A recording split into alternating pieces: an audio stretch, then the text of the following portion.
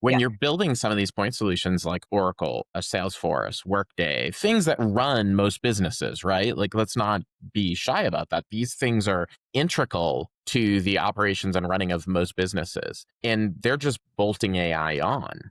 And I'm not saying it's sloppy, but it certainly isn't AI first, right? They couldn't build an AI CRM from the ground up in 3 months. Maybe they could, but they'd need the giant LLMs potentially to do that, and the cost would be prohibitive. So I think that because AI is just, on fire right now, everybody's talking about it.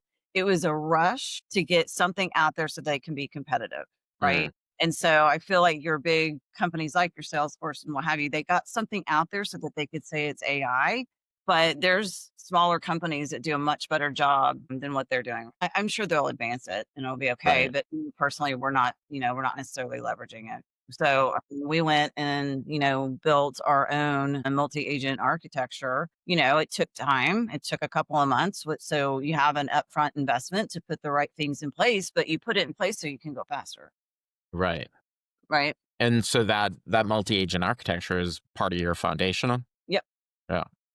That is how we're going to get to the point where we're actually really can move the needle for our business. Right. So we have the architecture in place. Now the missing pieces, let's go find those right use cases that is going to move the needle, not just hey, again, hey, now I don't have to do this one task. Right. It's, things like, taking a lot of tasks and effort off of salespeople so they can sell. And I think I've said this before, like my utopia for the sales organization is they never have to log into Salesforce ever again. So, we've got agents that can go do it for them. I think you just won a lot of sales friends by that. So, yeah. So then that's talking more to the human in the loop, human out of the loop. So this is, I mean, it's a big discussion around AI, right? Yeah, and I mean, I don't think we are certainly not there yet where there's humans completely out of the loop.